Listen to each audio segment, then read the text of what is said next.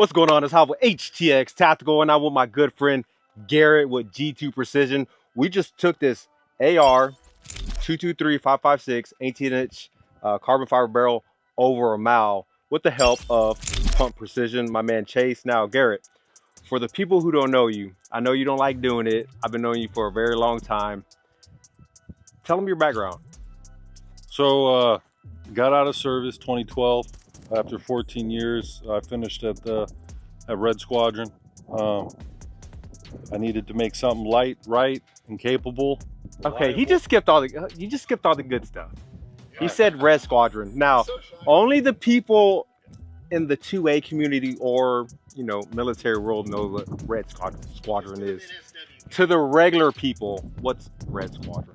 So it's your national mission force, your tier 1 guys, the guys that are going to come save your ass. Yeah. We're the ones that actually were going to come up, show up. So you got team members, which is SEALs, but then you got 6 different levels, right? There's an additional screening process that you have to go through, a bunch of other wickets you have to jump. He doesn't like to talk about it. It's a badass. And not only that, you've been in kind of the entertainment world as well. Yeah. Some good movies. Yeah. And shows. I gotta say thanks to Antoine Fuqua. He grabbed me, he scooped me up, and I was in Equalizer 2 as one of the bad guys, Kovac. So I got to play the binary game from the other side. So yeah, that was dope. So if you see the guy at the very end that gets shot with the fucking the harpoon or whatever it was.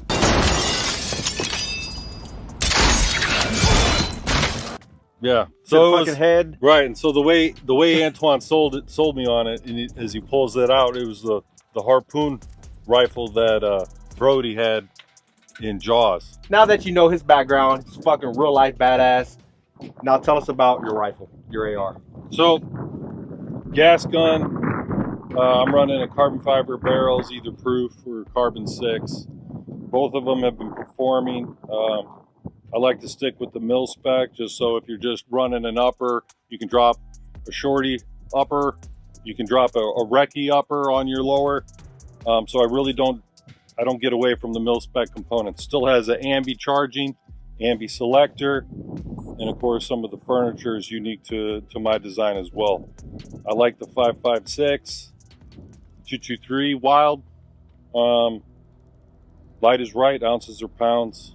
If you're gonna win, you gotta be 100%. You gotta be on. It's dynamic. light, and we just shot this over a mile.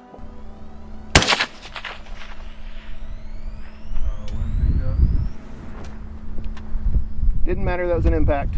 Flasher's going. Send another, same shot.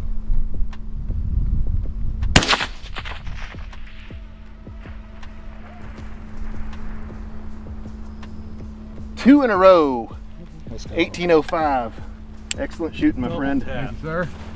Being able for me to move the scope and him still put a good fundamentally sound trigger pull on and get repeatable hits at a mile with a 5.56. 2 hits in a row, back to back. A lot of people say you can't do that with AR. You got all this wind going on. I mean, look at this.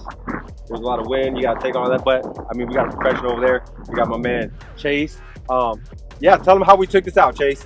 Yeah, essentially, we put the TACOM HQ Mark 8 Charlie Tarak on here. We need about 55 mils of elevation to get out there today in this air density and whatnot. And we can only dial up 30 mils on the Leopold Mark 5. So we put the Charlie on, clicked it up, 30 mils on one click, dialed up the difference. And then we applied our wind call. Obviously, there's a lot more to it than that, the Kestrel. But I got everything on. Javi jumped on. And the winds were changing massively on angle, and they would go down as low as 4 miles an hour, and they were gusting over 20. And he was still able to get multiple hits in a row at 1805 with a gun that's supposed to be not really capable of shooting past 600 according to the internet. So, well, he just proved y'all wrong. Badass AR. If you want to get one, make sure you hit up G2. If you want to take a badass precision class, hit up my man Chase. And if you want to grab him, if you're in the Houston area, you can just stop by the shop, and we're going to get him into the shop. So appreciate it, guys. Awesome training. Got to take another class. And as always, Garrett. Next time. Yes, sir.